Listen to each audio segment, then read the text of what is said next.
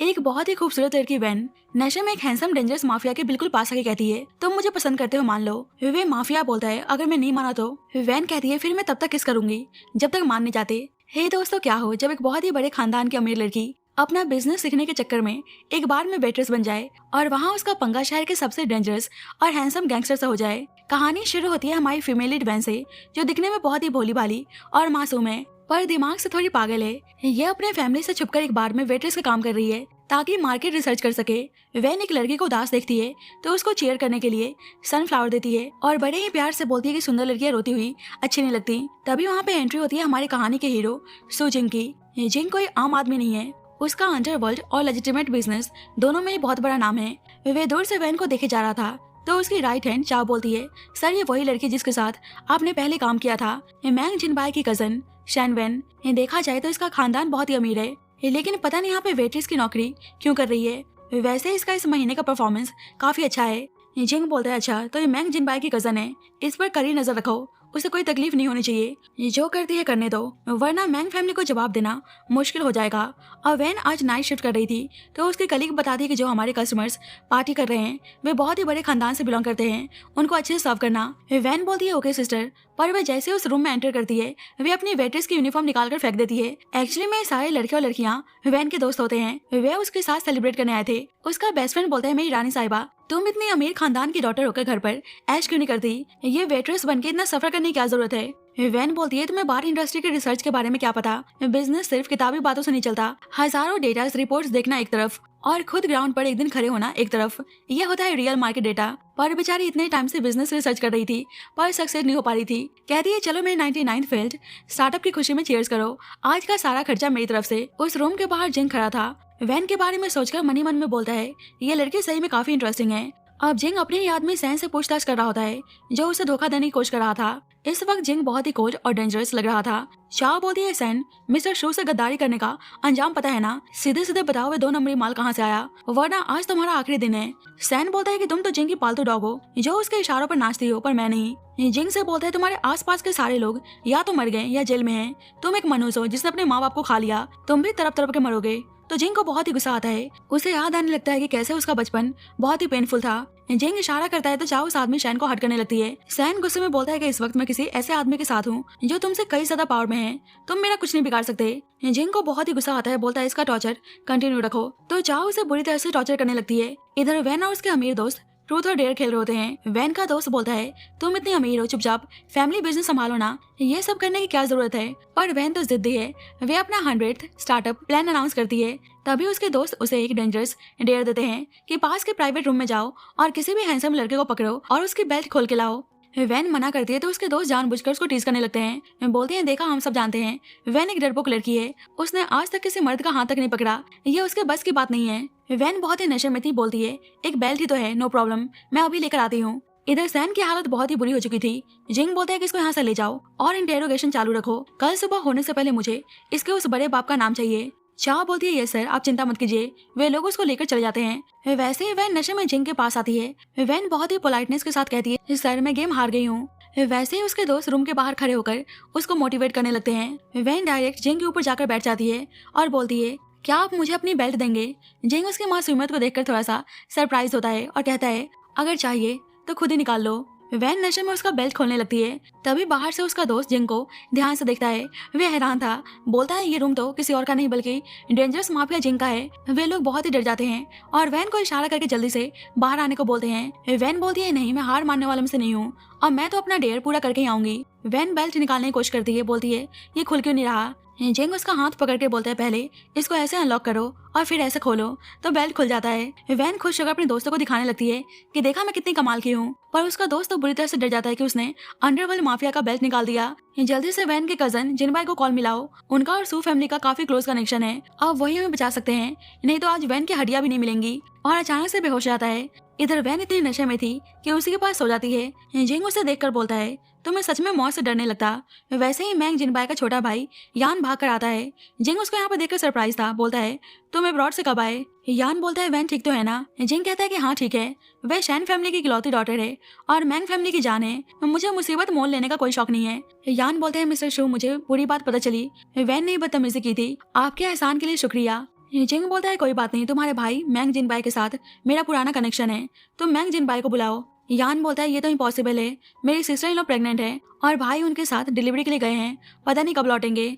जिंग बोलता है ओके इसे ले जाओ। यान जल्दी से वैन को उठाता है और लेकर जाने लगता है। जिंग अपना बेल्ट उठाने जाता है तो वैन छीन लेती है, बोलती है क्या मुझे मेरी बेल्ट मिल सकती है। तो जिंग उसकी ऐसी हरकत देखकर मुस्कुराने लगता है। अब नेक्स्ट मॉर्निंग वैन सो रही थी तो उसको सपना आता है कि वह कैसे जिंग का बेल्ट निकाल रही है। सोचती है मैं ये किस तरह के गंदे सपने देख रही हूँ। वैसे ही उसकी नजर बेल्ट पर जाती है तो समझ जाती है वो कोई सपना नहीं था, मैंने कल रात में सच में एक अनजान मर्द की बेल्ट छीन ली। ओ गॉड, मैं शर्म से मर जाऊंगी। उसे बहुत ही एम्बैरेसिंग फील हो रहा था। अब रूम से बाहर आती तो देखती है कि यान ड्रिंक करके सोफे पे सो रहा है। सोचती है कि अंकल आंटी ने कहा था कि कजन का बिहेवियर बचपन से बहुत ही काम था, पर डिवोर्स के बाद इनकी पर्सनैलिटी बहुत ही बदल गई है। यान से बोलती है आप सिस्टर इन लॉ की वजह से टेंशन में है क्या। यान बोलता है अब तुम मेरी चिंता छोड़ो, होश में आने के बाद पता चला कि तुमने कल क्या कांड किया है। अभी भी बेल्ट मैन के हाथों में ही था। बोलती है थैंक यू जो आप मुझे कल मेरे पेरेंट्स के घर लेकर नहीं गए, वरना वे मुझे डांट डांट के मार डालते।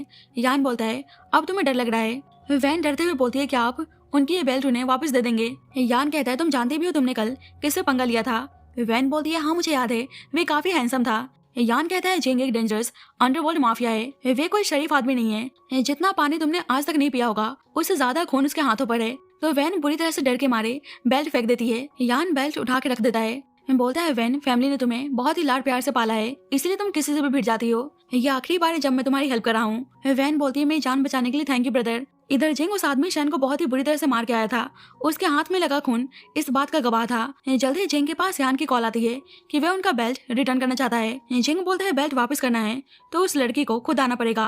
वैन बोलती है मैं खुद जाऊंगी, ये तो बहुत ही एम्बैरेसिंग होगा। यान कहता है पर ठीक है, तुम्हें एक सबक मिलेगा, मैंने तुम्हें एड्रेस और टाइम भेज दिया है, तमीज से माफी मांग लेना। उनका और मैंग फैमिली का पुराना कनेक्शन है तो शायद ज्यादा कुछ ना कहें, पर याद रखना वे खतरनाक हैं, इसके बाद उनसे दूर रहना। इधर जाओ जिंग से बोलती है सर सैन के पीछे जो आदमी है वो बहुत ही पावरफुल है, हमारी नाक के नीचे से माल निकाल गया, इस बार पानी बहुत ही गहरा है। जिंग बोलता है तो हमें इस पानी में उतरना ही पड़ेगा। क्या हुआ, तुम्हें डर लग रहा है। चाह बोलती है कि मेरी लाइफ आपकी देन है, मेरे जुआरी बाप ने मुझे और मेरी मॉम को पैसों के लिए बेच दिया, आप ही थे सर जिन्होंने मुझे उस गंदे रेड लाइट एरिया से निकाला, मेरी ये जान आपकी है और आपके लिए काम करते वक्त मुझे किसी चीज का डर नहीं लगता। जिंग बोलता है कि तुम्हारी जान सिर्फ तुम्हारी है, इसको संभाल के रखो। क्या तुम अभी भी अपनी मॉम को ढूंढ रही हो। चाह बोलती है हाँ सर, पर आप चिंता मत कीजिए, मैं शैन का मुंह खुलवा के रहूंगी। अब वैन डरते हुए जिंग से मिलने आती है पर उसे अंदर जाने की हिम्मत नहीं हो रही थी, पर कैसे भी करके खुद को मोटिवेट करती है। इधर जिंग के पास ही फैमिली का यंग मास्टर हिशाव आता है। जिंग जानने लगता तो हिशा बोलता है भागो मत, मुझे बिजनेस की बात करनी है, पहले तुम मेरे डैड और भाई से डील करते थे, इस बार मैं बिजनेस डील के रिगार्डिंग बात करने आया हूँ। वैसे ही जिंग देखता है कि कुछ गुंडे उसे मारने आए हैं तो हिशा उनको देखकर डर जाता है। अब वे गुंडे अटैक करने आते हैं तो जिंग सबसे पहले हिशा को आगे कर देता है। हिशा चिल्लाने लगता है मेरा हैंडसम फेस इन लोगों ने खराब कर दिया। अब जिंग उन गुंडों से फाइट कर रहा था और फिर से खुद को ब्लॉक करने के लिए हिशा को आगे कर देता है। हिशा बोलते हैं मेरे मसल्स, मेरे 8 पैक सब इन गुंडों ने बर्बाद कर दिया। इस फाइट के दौरान हिशा की हालत बिल्कुल पंचर हो चुकी थी। अब वे गुंडा धीरे से कॉल करके अपने और आदमी को बुला रहा था और जिंग देख लेता है, उसे लात मारता है तो वे गुंडा वहीं बेहोश जाता है। जिंग वहां से बाहर चला जाता है।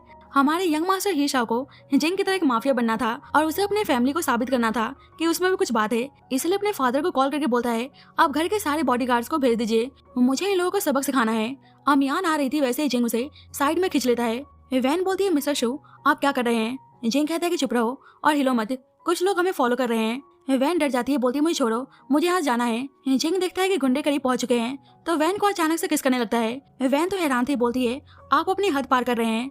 जिंग बोलता है वे गुंडे पास आ चुके हैं, हमें ऐसे दिखाना होगा कि हम दोनों लवर्स हैं, जैसे लास्ट टाइम तुमने मेरा बेल्ट निकाला था वैसे ही निकाल कर दूर फेंको। तो वैन ऐसा ही करती है। जिंग उसको स्लोली किस करने लगता है। अब गुंडे देखकर बोलते हैं कि अरे छोड़ो यार, वहाँ तो कोई जोड़ी रोमांस कर रहा है। जाने लगते हैं लेकिन फिर उनको शक होता है कि वह आदमी पक्का जिंग है। दोबारा चेक करने के लिए आगे बढ़ते हैं पर तब तक हमारे यंग मास्टर हिशाव अपने बॉडीगार्ड्स के साथ वहां पहुंच जाता है। बोलता है पकड़ो उन्हें, इन लोगों ने मुझे मारा, छोड़ना मत। तो वे बॉडीगार्ड्स उन गुंडों के पीछे पड़ जाते हैं और वे गुंडे डर के वहां से भाग जाते हैं। जिंग बोलता है गुंडे चले गए। वैन बोलती है तुम एक नंबर के विलन हो, एक गंदे बदतमीज विलन। जिंग बोलते है कि अच्छा तुम्हें मुझे और भी बुरा बोलना है तो बोल लो।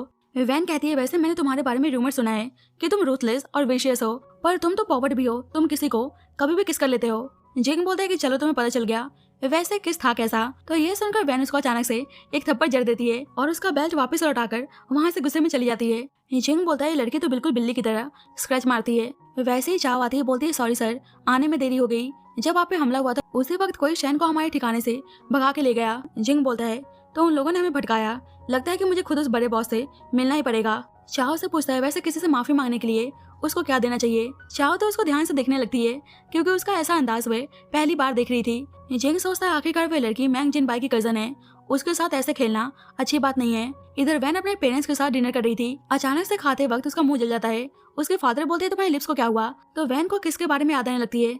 सोचती है कि कजन यान उस आदमी के बारे में सही बोल रहे थे, वे आदमी एक नंबर का पॉवर्ट है। वैन बहाना बनाती है कि इस बार भी मेरा बिजनेस फेल हो गया, इसलिए मैं थोड़ी परेशान हूँ। उसकी मॉम बोलती है कि हमारे पास पहले से ही इतने बिजनेस हैं, तुम रोज नए स्टार्टअप्स के पीछे क्यों भागती हो। मेरी मानो तो किसी अच्छे शरीफ और बराबर के खानदान के लड़के से शादी कर लो। वैन बोलती है मॉम ये सिर्फ बिजनेस नहीं है, ये मेरी लाइफ का सपना है और आप अचानक से ये सब क्यों बोल रही हैं। उसकी मॉम बोलती है क्योंकि हमें तुम्हारी चिंता होती है, अगर तुम्हारे साथ कोई ख्याल रखने वाला होगा तो हम चैन की सांस ले सकेंगे। उसके फादर को पिंच करती हैं तो उसके फादर बोलते हैं कि तुम्हारी मॉम सही कह रही हैं, आज शाम को हमने तुम्हारे लिए एक ब्लाइंड डेट फिक्स की है। टैंग फैमिली का यंग मास्टर बहुत ही हैंडसम और टैलेंटेड है। वैन बोलती है नहीं मैं किसी ब्लाइंड डेट पर नहीं जाऊंगी। उसकी मॉम बोलती है अगर नहीं गई तो मैं तुम्हारे बिजनेस की सारी फंडिंग रोक दूंगी, फिर चुपचाप घर का बिजनेस संभालना। वैन बोलती है डैड अपनी वाइफ को समझाओ, ये मुझे पैसों की धमकी दे रही हैं। उसके फादर बोलते हैं जो वाइफ की बात सुनता है वह तरक्की करता है, अपनी मॉम की बात सुनो और चलो जाओ जल्दी। वैन बोलती है फाइन, सिर्फ एक बार मिलूंगी, वो भी बस दिखावे के लिए। और वैन ब्लाइंड डेट से परेशान होकर अपने दोस्तों के पास आती है तो उसके दोस्त उसका मूड लाइटन अप करने के लिए उसके लिए मेल मॉडल्स ऑर्डर करते हैं। तो वैन को बहुत ही अजीब लगता है, रेस्टरूम का बहाना बना के वहाँ से भाग जाती है। वैन जैसे ही रेस्टरूम से बाहर आती है तो फिर से उसकी मुलाकात जिंग से होती है। सोचती है मेरा नसीब ही खराब है, ये मुझे हर जगह क्यों मिल जाता है। ये जाने लगती तो जिंग बोलता है मिस शैन आज आप यहाँ पे वेटर्स नहीं है बल्कि कुछ मेल मॉडल्स को ऑर्डर भी किया है, चाहो तो मैं आपके लिए और भी भेज दूं थोड़े। वैन बोलती है अच्छा मिस्टर शू आप इतने पावरफुल हैं। जिंग बोलता है मैं इस क्लब का ऑनर हूँ, अब बताओ हूँ ना पावरफुल। वैन बोलती है कि अच्छा तभी मैं सोचूं ये क्लब इतना गंदा क्यों है और यहाँ पे सारे गंदे काम क्यों होते हैं, क्योंकि इसके ऑनर तो आप हैं। ये जाने लगती तो जिंग कहता है सुनो आज यहाँ का माहौल सही नहीं है, यहाँ कुछ गुंडे लोग घुस आए हैं, तुम एक शरीफ लड़की हो यहाँ से चली जाओ। वैन कहती है आपको क्या तकलीफ है, आप खुद एक गुंडे हैं। पर वैसे बहुत ही डर चुकी थी, सोचती है मुझे जल्दी से अपने दोस्तों को यहाँ से ले जाना होगा। वे भागकर अपने दोस्तों के पास आती है पर देखती है कुछ गुंडे वहाँ पे उसके दोस्तों के साथ बदतमीजी कर रहे हैं। वैन को देखकर बोलते हैं अरे एक और ब्यूटी आ गई, ये रूम तो अमीर बाप की औलादों से भरा है, आज रात हम भी देखते हैं कि तुम लोगों का स्वाद कैसा है। वैन को टच करने जा रहा होता है पर वैसे ही जिंग आकर उस आदमी को एक लात मारता है। वैन सोचती है यह आदमी यहाँ पे क्या कर रहा है, कहीं मुझे फॉलो तो नहीं कर रहा था। जल्दी जिंग के बॉडीगार्ड्स आकर उन गुंडों को पकड़ लेते हैं। जिंग नोटिस करता है कि उस ड्रिंक में ड्रग्स मिला है, बोलता है कि ये माल तो बहुत ही लो क्वालिटी का है। वे आदमी बोलते हैं पर शैन ने कहा था कि ये उसके बार का स्पेशल सप्लाई है। जिंग बोलता है कि ऐसा गंदा माल अगर मेरे बार में बिकेगा तो मेरा नाम खराब होगा। चाह बोलती है कि वे लोग हमारे चैनल्स का यूज करके हमें फंसाना चाहते हैं ताकि हम अपना इलाका छोड़ दें, पर मैं उस शैन को ढूंढ निकालूंगी। जिंग वैन से पूछता है मिस शैन क्या तुमने ये वाइन पी है। वैन बोलती है नहीं पर मेरे दोस्तों ने पी है, कोई प्रॉब्लम तो नहीं होगी ना। जिंग बोलता है डोज कम है, होश आने पर ठीक हो जाएंगे। वैन बोलती है आज के लिए थैंक यू। जिंग कहता है तुम मुझे थैंक यू कह रही हो, पहले तो मुझे बड़ा गुंडा और बुरा आदमी कह रही थी। वैन बोलती है वो बात अलग थी और ये अलग है। जिंग कहता है ये जगह तुम्हारे लायक नहीं है, यहाँ दोबारा मत आना। जब भी चाव आकर बताती है कि हमने उस आदमी को ढूंढ लिया है तो जिंग चला जाता है। वैन को अच्छा लगता है कि जिंग ने आज उसकी हेल्प की और वैन जैसे तैसे अपने दोस्तों को उनके घर भेजती है और जल्दी से अपने ब्लाइंड डेट के लिए निकलती है। उसका ब्लाइंड डेट टैंग मियान बोलता है मिस शैन आप सच में र्यूमर से भी ज्यादा ब्यूटीफुल हैं। मियान ऑकवर्डनेस के साथ उसको थैंक यू बोलती है। वैसे ही उसकी नजर जिंग पर जाती है, सोचती है यहाँ पे आदमी जिंग कैसे हो सकता है, शायद मेरा कोई वहम है, पर देखती है सही में जिंग है। सोचती है इसके पीछे हमेशा दुश्मन क्यों पड़े रहते हैं, मुझे इससे दूर रहना चाहिए। टैंग मियान को लेकर टर्न जाती है कि कहीं वो देख ना ले।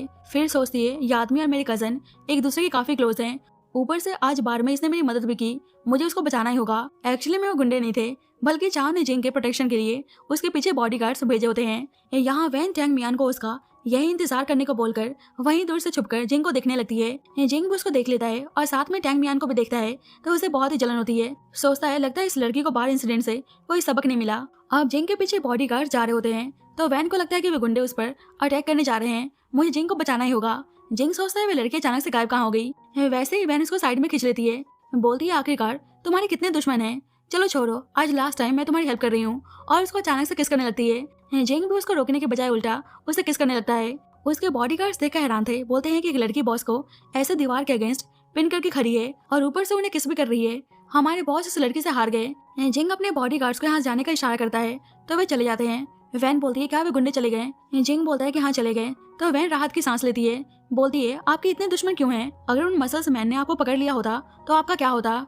जिंग हंसने लगता है, वैन बोलती है और आप अभी भी हंस रहे हैं। जिंग बोलता है क्योंकि तुम डर के मारे बहुत ही क्यूट लगती हो। वैसे ही टैंग मियान वहाँ फ्लावर्स लेकर पहुंच जाता है। बोलता है तुम अचानक से गायब कहाँ हो गई थी। वैन को फ्लावर्स देने जाता है और जिंग उसे गुस्से में रोक लेता है। वैन बोलती है छोड़ो इसे, ये मेरा ब्लाइंड डेट है, और बहुत ही प्यार से फ्लावर्स के लिए थैंक यू बोलती है। टैंग मियान बोलता है कि तुम्हें इतनी पसंद आए तो मैं रोज तुम्हारे लिए फ्लावर्स लेकर आऊंगा।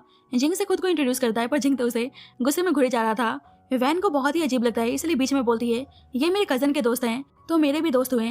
टैंग बोलते है कि अच्छा तो चलिए साथ में बैठते हैं। जिंग कहता है क्यों नहीं। वैन बोलती है नहीं नहीं, हम उतने भी क्लोज नहीं हैं, बस अचानक से मुलाकात हो गई। सोचती है बहुत ही डेंजरस आदमी है, मुझे इनसे दूर रहना है। जिंग कहता है मिस शैन क्या आपकी याददाश्त थोड़ी कमजोर है, हम 2 बार मिल चुके हैं और दोनों बार हमने ये बोलकर अपने लिप्स को देखने लगता है। मतलब सीधे भी उनके किस के बारे में उसको याद दिला रहा था। तो वैन डर जाती है। टैंग मियान बोलता है क्या हुआ। जिंग कुछ कहता कि वैन झट से बोलती है दोनों बार मैंने इनकी जान बचाई है। जिंग बोलता है तो मिस शैन ने मेरी जान बचाई है तो इस एहसान का बदला मैं कैसे चुकाऊंगा। वैन सोचते कहीं मुझसे शादी करना तो नहीं चाहता, वैसे हैंडसम तो है पर नो वैन होश में आओ, ये बहुत ही डेंजरस है। बोलती है मिस्टर शू इसकी कोई जरूरत नहीं है, मैं चलती हूँ, मिस्टर टैंग के साथ मेरी ब्लाइंड डेट है, बाय। जाते जाते बोलती है आपको रिपे करने की जरूरत नहीं है, ठीक है ना। अब वैन ने किस करते वक्त जिंग को बाइट कर लिया था तो जिंग सोचता है लड़की पंजा ही नहीं मारती, काटती भी है। वैसे ही चाव आती है। बोलती है जिस मैटर के रिगार्डिंग आपने इन्वेस्टिगेशन करने को बोला था हमने शुरू कर दिया है। पर जिंग बोलता है कि इस लड़के टैंग मियान के बारे में पता लगाओ। चाव बोलती है क्या हुआ, आपको मिस शैन को लेकर चिंता हो रही है। जिंग कहता है ये मैंग जिनबाई की कजन है, पता नहीं कैसे लड़के के साथ डेट पर आई है, पता तो लगाना ही पड़ेगा। पर सच तो ये था कि उसे वैन को किसी और लड़के के साथ देखकर जलन हो रही थी। इधर ब्लाइंड डेट के बाद टैंग मियान वैन को उसके घर छोड़ने आता है। बोलता है क्या हम कल फिर से मिल सकते हैं। वैन बोलती है मिस्टर टैंग सच कहूँ तो मैं अभी शादी या रोमांस के मूड में नहीं हूँ, मेरा पूरा ध्यान मेरे बिजनेस पर है। तो टैंग मियान सुनकर उदास हो जाता है। उसे पहली नजर में वैन बहुत ही पसंद आ गई थी, इसलिए बहाना बनाता है कि मैं तो इसलिए मिलना चाहता हूँ, मुझे आपका रेस्टोरेंट बिजनेस प्लान बहुत ही अच्छा लगा, मैं उसमें इन्वेस्ट करना चाहता हूँ। वैन सुनकर खुश आती है। बोलती है सच, आप पहले इंसान है जिसे मेरा बिजनेस प्लान पसंद आया, आज से हम अच्छे दोस्त हैं और बिजनेस पार्टनर भी। टैंग मियान बहुत ही हैप्पी था कि चलो पहले दोस्ती से ही शुरू करते हैं। अब जिंग एक रेस्टोरेंट में था, जब भी वहाँ पे वैन को काम करते हुए देखता है तो सोचता है कि अमीर बाप की बेटी भी ना हमेशा नई जगह ढूंढ लेती है लाइफ एक्सपीरियंस के लिए। वैसे ही टैंग मियान वैन से मिलने आता है तो ये देखकर जिंग का मुंह उतर जाता है। वैन टैंग मियान को देखकर बहुत ही हैप्पी थी। टैंग मियान वैन के लिए शुगर वाटर लेकर आया था तो ये सब देखकर जिंग को और जलन होती है। ये जानबूझकर वेट्रेस बोलकर उसको आवाज देता है। वैन डर जाती है कि आवाज जानी पहचानी से लग रही है। वैसे ही जिंग को देखती है तो सोचती है ये आदमी यहाँ पे क्या कर रहा है। वैन टैंग मियान से बोलती है कि मुझे अभी अपना काम करना है, आप बाहर इंतजार करो। तो टैंग मियान चला जाता है। जिंग बोलता है लगता है कि मिस शैन काफी बिजी हैं। वैन सोचती है जैसे इस आदमी के दुश्मन हर जगह नजर आते हैं वैसे ही आदमी भी हर जगह पहुंच जाता है। जिन उसे सर्व करने का इशारा करता है तो वैन बोलती है I am so sorry sir, मेरा शिफ्ट खत्म हो चुका है, मैं अपने कॉलीग को आपको सर्व करने के लिए भेज देती हूँ। जिंग बोलता है मिस शैन आपको ऐसा नहीं बोलना चाहिए, आपको अपने कस्टमर के साथ सही से बिहेव करना चाहिए। वैन को अंदर अंदर बहुत ही गुस्सा आ रहा था इसलिए जानबूझकर उसके लिए हॉट वाटर सर्व करती है। जिंग बोलता है कि आपने बाहर से काम छोड़कर यहाँ रेस्टोरेंट में ज्वाइन कर लिया, ऊपर से आप अपने ब्लाइंड डेट को भी साथ में लेकर आई हैं, ये सब चल क्या रहा है। वैन बोलती है आपका इससे कोई लेना देना नहीं है। वैसे ही एक आदमी वैन को धक्का देकर चला जाता है जिससे वैन का हाथ चल जाता है। जिंग को बहुत ही गुस्सा आता है। जिंग चाव के साथ कॉल पर ही था। बोलता है उस ग्रे जैकेट वाले आदमी को जल्दी से पकड़ो। अब जिस तरह से जिंग उसकी केयर कर रहा था वैन को थोड़ा सा ऑकवर्ड फील होता है, इसलिए उसको थैंक यू बोलकर वहाँ चली जाती है। बाद में वैन बाहर आती है तो टैंग मियान कहता है कि वो आदमी शू जिंग है ना। वैन कहती है तुम्हें कैसे पता। टैंग मियान कहता है कि जब मैं पहली बार उसे मिला तो मैंने उसके बारे में पता लगाया, आखिरकार वे तुम्हारा दोस्त है तो मुझे भी उसके बारे में पता होना चाहिए। वैन बोलती है किसने कहा कि वे मेरा दोस्त है। टैंग मियान कहता है कि चलो अच्छा है। अब जिंग दोनों को साथ में जाते हुए देखता है तो उसे बहुत ही गुस्सा आता है। वैसे ही चाव आती है, बोलती है उस आदमी को पकड़ लिया गया है और इंटरोगेशन के लिए ले गए हैं, मुझे यकीन है कि हम जल्दी सैन का पता लगा लेंगे। पर जिंग को तो इस वक्त टैंग मियान में इंटरेस्ट था। पूछता है टैंग मियान की इन्वेस्टिगेशन कैसी चल रही है। चाव बोलती है उसका बैकग्राउंड क्लीन है और फैमिली अच्छी है और उसका रिकॉर्ड भी बेदाग है, बिना किसी बुरी आदत के वे अच्छा इंसान लगता है। जिंग जलन के मारे बोलता है पर मुझे तो वो अच्छा नहीं लगा। इधर वैन टैंग मियान को अपने बिजनेस के बारे में एक्सप्लेन कर रही थी पर टैंग मियान उसे बहुत ही प्यार से देखे जा रहा था। वैसे ही वैन के पास उसके दोस्त की कॉल आती है। बोलता है कि जल्दी से अपने ब्लाइंड डेट को बाहर लेकर आओ ताकि हम भी उसको अच्छी तरीके से चेक कर सकें। वैन बोलती है बकवास बंद करो, अभी तक डील डन नहीं हुई है, हम सिर्फ दोस्त हैं। सोचती है टैंग मियान को इस तरह से अपने दोस्तों के सामने ले जाना एक ऑफिशियल अनाउंसमेंट जैसा होगा। टैंग मियान कहता है क्या हुआ, तुम्हारे दोस्त बुला रहे हैं, चलो मैं तुम्हें छोड़ देता हूँ। वैन बोलती है कि नहीं आपको परेशान होने की जरूरत नहीं है, मैं खुद चली जाऊंगी। टैंग मियान कहता है कोई परेशानी नहीं है, हम दोस्त है ना तो राइट देना तो बनता है। चलो चलें। तो वैन उसकी बात मान जाती है। अब उसे राइड देने के लिए थैंक यू बोलती है और वहाँ चली जाती है। अब वैन बार में अपने दोस्तों के साथ पार्टी एंजॉय कर रही थी।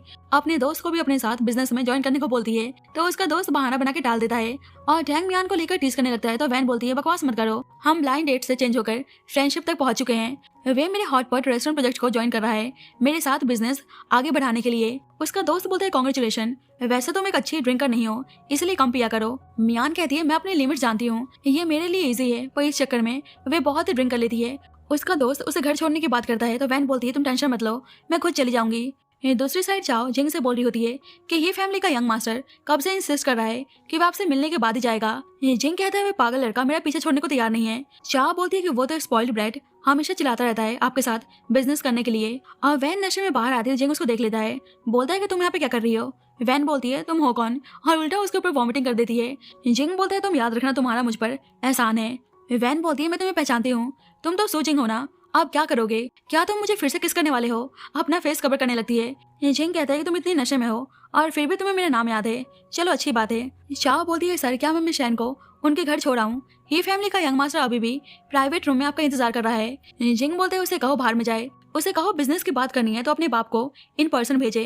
वैन नशे में लड़खड़ाने लगती है, तो जिंग उसको संभालता है, बोलता है वह खुद वैन को घर छोड़ने जा रहा है। सोचता है मैंग जिनबाई अपनी कजन को लेकर बहुत ही प्रोटेक्टिव है, वे नहीं चाहेगा कि उसकी कजन को मेरे टेरिटरी में कोई परेशानी हो। अब ये शाओ जिंग के पीछे जा रहा था, पर चाओ उसे रोक लेती है, बोलती है बॉस ने कहा है कि बिजनेस की बात करनी है तो अपने डैड को भेजो। ये शाओ सोचता है कि नहीं, मैंने अपने डैड को बताया भी नहीं कि मैं यहाँ पर आया हूँ, मैं तो बस डैड को ये दिखाना चाहता हूँ कि मैं कितना काबिल हूँ। बोलता है वैसे रूमर्स है कि जिंग को लड़कियों में इंटरेस्ट नहीं है, लेकिन जिस लड़की को उन्होंने अभी अपनी बाहों में पकड़ा हुआ है लगता है कि वो उनके लिए काफी स्पेशल है। इधर जिंग वैन को उठा के ले जा रहा था, तो वैन बोलती है मुझे नीचे उतारो, मुझे अभी भी वॉमिट करने जैसा फील हो रहा है। जिंग जलन के मारे पूछता है तुम उस टैंग मियान के बारे में क्या सोचती हो। वैन कुछ बोलती कि वैसे उसकी तबीयत खराब होने लगती है। जिंग बोलता है कि रुको मैं अभी तुम्हारे लिए पानी लेकर आता हूँ, पर वैसे ही टैंग मियान उसके लिए पानी लेकर आता है। टैंग मियान शुरू से ही कार में उसका इंतजार कर रहा था, बोलता है कि चलो मैं तुम्हें घर छोड़ देता हूँ। वैन सोचती है अभी थोड़ी देर पहले मुझे लगा कि सुजिंग मेरे पास था, मैं इतनी ड्रंक हूँ कि मुझे हेलुसिनेशन हो रहे हैं। वह टैंग मियान के साथ चली जाती है, वैसे ही जिंग आता है, उसे टैंग मियान के साथ जाते हुए देख लेता है, अपने आप से कहता है कि लड़की बहुत ही अनग्रेटफुल है, एक थैंक यू बोले बिना ही चली गई। सोचता है कि टैंग मियान दिखने में तो अच्छा पर्सन लगता है, लेकिन उसमें कोई खामी है या नहीं ये अभी भी इन्वेस्टिगेशन करना बाकी है। आखिरकार वह मेरी जगह से आया है, अगर कुछ गड़बड़ हुई तो मुझे मैंग जिनबाई को जवाब देना पड़ेगा। अब टैंग मियान वैन को उसके घर छोड़ने आता है, तो उसके पेरेंट्स उसको थैंक यू बोलते हैं। जिंग वैन को अकेला नहीं छोड़ना चाहता था, इसलिए वह पीछा करते हुए वैन के घर तक आया था। सोचता है बंदा सच में जेंटलमैन लगता है, वैन को सेफली घर पहुंचा दिया। नेक्स्ट मॉर्निंग वैन की नींद खुलती है तो अपनी मॉम को पकड़ के सो रही थी। उसकी मॉम बोलती है कल रात तुमने मुझे पकड़ रखा था और छोड़ ही नहीं रही थी, बोल रही थी कि मेरे साथ ही सोना है, और तुमने तो अपने डैड को भी जमीन पर धक्का दे दिया। उसके डैड बोलते हैं कि तुम इतनी बड़ी हो गई हो फिर भी दूसरों की वाइफ को चुरा लेती हो, मेरी उम्र देखो मुझे जमीन पर सोना पड़ा। वैन अपने डैड को टीज करने लगती है। उसकी मॉम बोलती है कि कल रात यंग मास्टर टैंग मियान की वजह से तुम घर सही सलामत आई, वे बहुत ही रिलायबल और सेंसिबल बंदा है, तुम्हें उसको अच्छे से थैंक यू बोलना चाहिए। तो वैन टैंग मियान को कॉल करती है, मिस्टर टैंग कल मुझे घर छोड़ने के लिए थैंक यू, क्यों ना आज मैं आपको लंच ट्रीट दूं। टैंग मियान बहुत ही खुश होकर बोलता है मैं जरूर आऊंगा, आप दोनों साथ में थे। टैंग मियान कहता है आज के लंच के लिए थैंक यू। वैन बोलती है कि तुम्हें इतना पोलाइट होने की जरूरत नहीं है, हम दोस्त है ना। वैसे ही वैन के दोस्त वहाँ पे टपक आते हैं, तो वैन उनको यहाँ पे देख के हैरान थी। उसका दोस्त बोलता है कि अच्छी बात नहीं है, तुमने अपने ब्लाइंड डेट को इतना छुपा के रखा है। टैंग मियान बोलता है हेलो एवरीवन, मेरा नाम टैंग मियान है, वैन का दोस्त, आप सबसे मिलकर बहुत ही अच्छा लगा। वैन का दोस्त वैन को धीरे से बोलता है वैसे बंदा तो दिखने में बहुत ही अच्छा है और दिखने में तो एकदम जेंटलमैन है। वैन धीरे से बोलती है निकलो यहाँ से। वैन बोलती है कि मिस्टर टैंग मैं आपको पार्किंग लॉट तक छोड़ देती हूँ, वैसे हम सॉरी मुझे पता नहीं था कि मेरे फ्रेंड्स यहाँ पे आने वाले हैं। टैंग मियान बोलता है तुम्हारे फ्रेंड्स बहुत ही इंटरेस्टिंग हैं, जो तुम्हारे साथ टाइम स्पेंड करते हैं उनकी पर्सनैलिटी सही में कमाल की होगी। अब दूर से जिंग दोनों को देख रहा था और उसे बहुत ही गुस्सा आता है।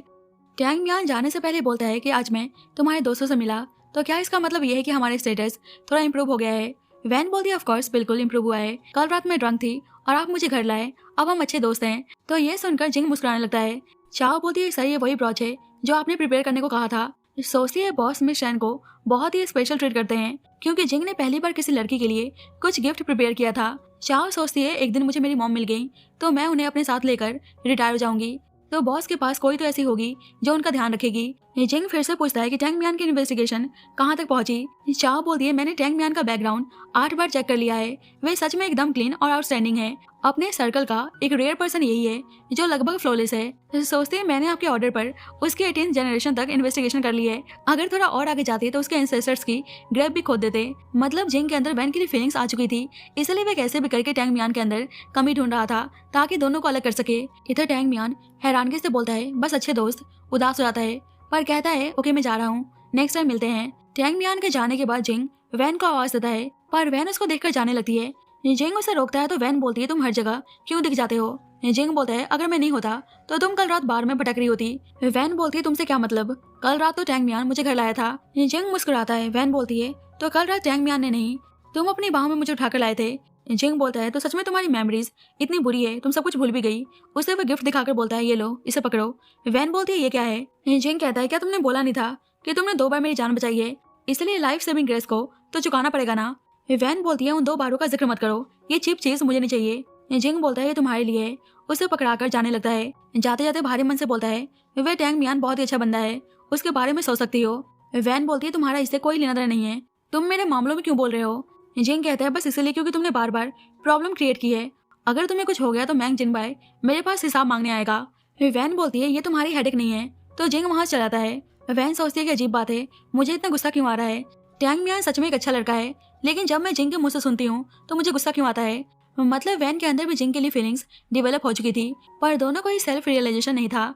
दूर से ही शाओ वैन पे नजर रख रहा था, अपने आप से बोलता है कि ये ब्रॉच तो वही कस्टम ज्वेलरी है जिसे जिंग ने कुछ वक्त पहले ब्रॉच से हाई प्राइस में बाय किया था। उसने सच में इतना एक्सपेंसिव चीज इस लड़की को दे दिया। तो कल रात सुजिंग ने जिस लड़की को बाहों में पकड़े हुए था वह यही थी। ओके फाइन, तुम मेरे साथ बिजनेस डील नहीं करना चाहते ना, तो मैं तुम्हारी गर्लफ्रेंड के साथ बिजनेस की बात करूंगा। वैन सोचती है ब्रॉच तो वैसे काफी प्यारी लग रही है। अब हीशा फुल टू रेडी होकर अपने बॉडीगार्ड्स के साथ वैन के सामने एंट्री मारता है, तो वैन उसको देखकर डर जाती है। हीशा बोलता है आप नर्वस मत होइए, मैं तो बस आपको एक जगह इनवाइट करना चाहता हूँ कुछ डिस्कस करने के लिए। वैन बोलती है मैं तुम्हें नहीं जानती और तुम अपने साथ इतने सारे लोगों को लेकर आए हो, ये किसी डिस्कशन जैसा नहीं किडनैपिंग जैसा लग रहा है। हीशा बोलता है इतने सारे लोगों को लाना मेरी सिंसियरिटी को दिखाता है, और वैसे भी सुजिंग की गर्लफ्रेंड को इनवाइट कर रहा हूँ तो इतना छोटा शो तो नहीं हो सकता। वैन बोलती है क्या सुजिंग की गर्लफ्रेंड, मैं नहीं हूँ, तुमने गलत इंसान को पकड़ा है। हीशा बोलता है ब्रॉच सुजिंग ने 7 फिगर में बाहर से स्पेशली खरीदी थी और तुम्हें दे दी थी, और तुम कह रही हो कि तुम उसकी गर्लफ्रेंड नहीं हो। वैन हैरान थी 7 फिगर्स, सुजिंग पागल हो गया है क्या। हीशा उसके पास आता है तो वैन कहती है मैंने कहा ना मैं उसकी गर्लफ्रेंड नहीं हूँ। हीशा सोचता है ये लड़की जानबूझकर डिनाई कर रही है। बोलता है नो प्रॉब्लम, अगर तुम जिंग की गर्लफ्रेंड नहीं हो तो फिर मैं तुम्हें आसानी से मार सकता हूँ। वैन बहुत ही डर जाती है, बोलती है हाँ मैं उसकी गर्लफ्रेंड हूँ। सोचती है पहले मुझे अपनी जान बचानी होगी। हीशा वैन को कार में बैठने को बोलता है। वैन को अंदर ही अंदर जिंग पर बहुत ही गुस्सा आ रहा था। सोचती है सुजिंग तुम डॉग हो, तुम्हारे साथ इन्वॉल्व होने से सिर्फ मुसीबत आती है। अब हीशा उसके बॉडीगार्ड्स बहुत ही रिस्पेक्ट के साथ कार में बैठने को बोलते हैं। वैन सोचती है आजकल सिविलाइज्ड सोसाइटी में किडनैपिंग के तरीके थोड़े अलग हैं। चुपचाप कार में जाकर बैठ जाती है। अब वैन हीशा के प्लेस पर थी। हीशा बोलता है मिस शैन प्लीज थोड़ा सा इंतजार कीजिए, मैं आपके बॉयफ्रेंड को अभी कॉल करके यहाँ बुलाता हूँ। बहुत ही स्टाइल में जिंग को कॉल करता है कि मुझे तुमसे बिजनेस डील डिस्कस करनी है, तुम्हारी गर्लफ्रेंड मेरे पास है। तो जिंग उसको पागल बोल के कॉल काट देता है। चाओ बोलती है सर कहीं ये शैन के बंदों का काम तो नहीं है। जिंग बोलता है ये ही फैमिली का वही स्पॉइल्ड ब्रैट है, ये लगता है पागल हो गया है, पता नहीं मेरी गर्लफ्रेंड कहाँ से आ गई। इधर हीशा बहुत ही देर से जिंग का इंतजार कर रहा था। वैन सोचती है बंदा ऊपर से तो टफ लग रहा है पर अंदर से काफी वीक है, इसने मुझे अभी तक कुछ नहीं किया, ये कोई बुरा इंसान तो नहीं लगता।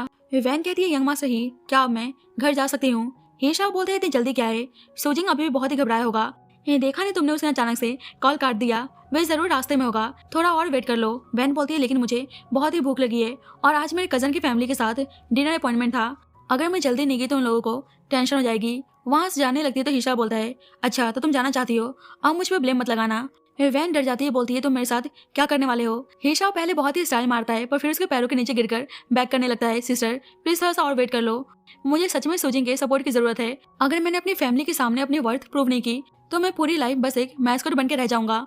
मेरे डैड कहते हैं कि मैं बस एक फ्री लोडर हूँ और मेरा भाई कहता है कि मैं होपलेस हूँ, यहाँ तक कि मेरा डॉग भी मुझे देखकर अवॉइड करता है। प्लीज मेरे पे रहम करो, इस बार मेरी हेल्प कर दो, मैं भीख मांगता हूँ। तुम्हें पता भी है जब एम्बिशन पूरा ना हो तो कैसा फील होता है। वैन भी इमोशनल हो जाती है, बोलती है मैं समझती हूँ भाई, मैं बहुत ही अच्छी तरह समझती हूँ। हीशा बोलता है आप सही में समझती हो। वैन बोलती है काश हम दोनों पहले मिले होते, घर पर सब कहते हैं कि मैं बस टाइम पास कर रही हूँ, उन लोगों को मेरे बिजनेस का कोई परवाह ही नहीं है। ये दोनों बोलने लगते हैं कि हम तो सोलमेट्स निकले। हीशा अपने आदमी से बोलता है कि वाइन और बेस्ट डिशेस लेकर आओ। वैन भी उसके साथ मिलकर खाना ऑर्डर करने लगती है।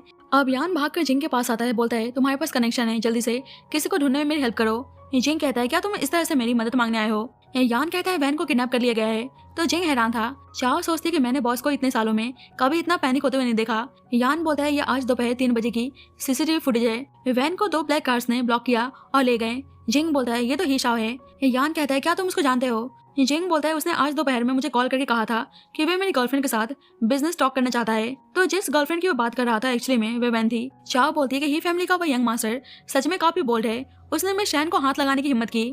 जिंग बोलता है वो बोल्ड नहीं स्टूपिड है, चेक करो वे उसको कहाँ लेकर गया है। पर इधर वैन तो उल्टा शाओ के साथ एंजॉय कर रही थी। बोलती है तुम जिस तरह से लोगों को इन्वाइट करते हो थोड़ा स्कैरी है, पर तुम सच में बहुत ही अच्छे इंसान हो। हीशा बोलता है सिस्टर आप भी सबसे स्पेशल हैं जो आप मुझसे मिली हैं। दोनों ही नशे में चूर थे। हीशा बोलता है सिस्टर क्या आपको लगता है कि सूजिंग जैसा बंदा आपकी बात सुनेगा? वैन बोलती है वो मेरे सामने एकदम ओबीडियंट है, उसकी बाहर की रूथलेस और कोल्ड ब्लडेड नेचर से फूल मत बनो। वे मेरे लिए बहुत ही डिवोटेड है, मुझे हर चीज में मेरी मर्जी करने देता है। इधर जिंग गुस्से में अपने बॉडीगार्ड के साथ वहाँ पहुँचता है। हीशा मन ही मन में बोलता है मैंने कभी सोचा नहीं था कि सूजिंग अंदर से पागल आशिक है। अब जिंग गुस्से में अंदर आता है तो दोनों उसको यहाँ पे देख कर डर जाते हैं। जिंग बोलता है तो तुम मेरी गर्लफ्रेंड हो? वैन सोचती है ओ नो, मैं तो इस लड़के के सामने बस शो ऑफ कर रही थी। हीशा बोलता है सिस्टर शैन प्लीज मुझे बचा लो, आप तो इनकी गर्लफ्रेंड है ना, इनको बोलो कि वे काम डाउन हो जाएं। वैन बोलती है मैं उसकी गर्लफ्रेंड नहीं हूँ, मैं तो बस शो ऑफ कर रही थी। वो तुमने कहा था ना कि मैं उसकी गर्लफ्रेंड नहीं हूँ तो तुम मुझे मार दोगे, मैं बहुत ही डर गई थी। जिंग हीशा से बोलता है तो तुमने उसको डराया भी। वैन बोलती है प्लीज शांत हो जाओ, इसने कुछ नहीं किया, वे बस तुम्हारे साथ बिजनेस की बातें करना चाहता था, मैं कोई ट्रबल नहीं चाहती थी इसलिए मैंने तुम्हारी गर्लफ्रेंड बनने का ड्रामा किया। बिसाइड्स ये मेरे साथ बहुत ही अच्छा था। हीशाओ को इशारा करती है तो हीशाओ दुम दबा के वहाँ से भागने की कोशिश करता है। ये जाते जाते बोलते हैं सिस्टर शैन मैंने आज तुम्हारा साथ देने का डिसाइड किया है, हम दोनों सोलमेट्स हैं। अब जबकि तुम सूजिंग की गर्लफ्रेंड नहीं हो तो मैं ऑफिशियली डिक्लेयर करता हूँ कि अब से मैं तुम्हें परस्यू करूंगा। जिंग गुस्से में बोलता है कि अच्छा तुम परस्यू करोगे? तो हीशा वहाँ से डर के भाग जाता है। जिंग वैन से बोलता है कि तुमने कहा कि तुम मेरी गर्लफ्रेंड हो, मुझे ये बात पहले क्यों नहीं पता थी? वैन नाटक करने लगती है ओह मेरा सर बहुत ही हर्ट हो रहा है। जिंग बोलता है हाँ लगता है तुमने बहुत ही खा लिया है। वैन बोलती है ओह मेरा सर भी बहुत ही दर्द हो रहा है। जिंग बोलता है तुमने ज्यादा पी ली है। वैन कहती है मुझे चक्कर आ रहे हैं और बेहोश होने का नाटक करने लगती है। तो जिंग उसको संभालता है। अब जिंग उसको उठा के ले जा रहा था तो देखता है कि वे बस बेहोश होने का नाटक कर रही है। जल्दी यान भाग कर आता है, बोलता है वैन तुम ठीक तो हो ना? जिंग बोलता है कि लक अच्छा है मैं टाइम पर पहुंच गया, नहीं तो तुम्हारी कजन यहाँ ओवर ईटिंग से मर जाती। जिंग उसे कार में बैठाता है, बोलता है अभी भी ड्रामा कर रही हो, वह भी इतनी बेकार एक्टिंग। वैसे ही वैन उसे बाइट कर लेती है, बोलती है तुम जानते थे कि मैं नाटक कर रही हूँ फिर भी अपनी बाहों में उठाकर क्यों लाए? यान बोलता है वैन अब तुम अच्छा फील कर रही हो ना? जिंग को थैंक यू बोलता है। जिंग कहता है जरूरत नहीं, आखिरकार मेरी वजह से वे इसमें इन्वॉल्व हुई। तो यान वैन को लेकर चला जाता है। बोलता है सूजिंग का वर्ल्ड बहुत ही कॉम्प्लिकेटेड है, कुछ चीजें ऐसी है जिसमें तुम्हें इन्वॉल्व नहीं होना चाहिए, तुम इस बार उसकी वजह से इन सब में ड्रैग हुई हो तो इस चीज से सबक लो, फ्यूचर में तुम्हें उससे दूर रहना चाहिए। इधर जिंग वैन के बारे में ही सोच रहा था, साफ पता चल रहा था कि वह उसके प्यार में पड़ चुका है। यहाँ वैन की भी सेम वैसी कंडीशन थी। जिंग सोचता है मैंग जिनबाई की कजन के इतने क्लोज आना ये काफी बार हो चुका है, मेरा क्लोज आना उसके लिए अच्छा नहीं होगा। जिंग को अपने बचपन का ट्रॉमा याद आता है, उसके एनिमीज ने हमेशा उसे कर्स्ड स्टार कहा था क्योंकि उसके पेरेंट्स उसकी वजह से मारे गए थे। सोचता है तुम्हें अपने पास रखने का मतलब मौत है। चाओ से बोलता है एक टीम भेजो जो सीक्रेटली उसकी प्रोटेक्शन करे, उसे पता नहीं चलना चाहिए और उसे फिर से इस तरह के मामले में इन्वॉल्व मत होने देना। चाओ बोलती है क्या आप मिस शैन की बात कर रहे हैं? सोचती है लगता है कि मिस शैन सही में बॉस के लिए बहुत ही स्पेशल हैं। अब जिंग अकेले बैठा हुआ था, उसे अपनी मॉम की याद आती है।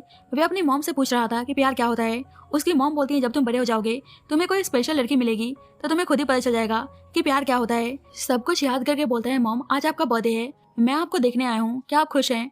ओह हाँ मैं आपसे कुछ कहना चाहता हूँ, इस बार थोड़ा अलग है। मैं एक लड़की से मिला, उसने कहा कि वह मेरी गर्लफ्रेंड है। मुझे लगता है कि आपने जो मुझसे कहा था अब मुझे समझ में आ चुका है, वे बहुत ही ब्राइट और चीयरफुल है, बिल्कुल एक छोटे सन की तरह। क्या मैं उसके काबिल हूँ? मॉम मुझे क्या करना चाहिए? अगर इतनी अच्छी लड़की मेरे काबिल है तो वह उस लड़की के लिए अच्छा नहीं है। जिंग डिसाइड करता है कि वह वैन की सेफ्टी के लिए उसे दूर रहेगा और वैन अपने कजन यान के अपार्टमेंट में कुछ दिनों के लिए स्टे करने आती है। वैन देखती है कि ये तो मेरे कजन की एक्स वाइफ है, पर यान की एक्स वाइफ यान के साथ कोल्ड बिहेव करके चली जाती है।